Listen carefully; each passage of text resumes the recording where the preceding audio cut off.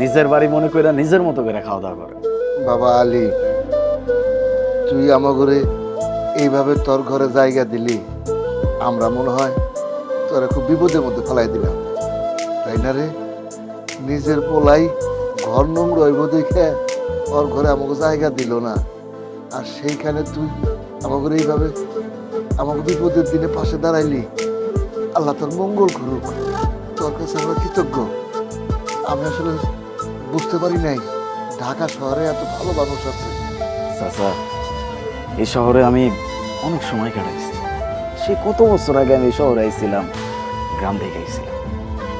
আমারও ভাবনা আছে, তাই এখন তার আর এই দুনিয়াতে নাই।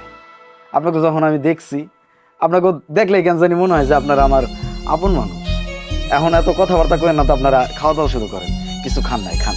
বাজান, আমার পোলায় যদি এর চেয়ে অর্ধেকটা যদি করতো, তাও মনে বুঝ দিতে পারতাম কত কষ্ট করে পোলাটারে মানুষ করছি, অথচ পোলাটা শহর আইয়া আমগরেই ভুল লাগেছে।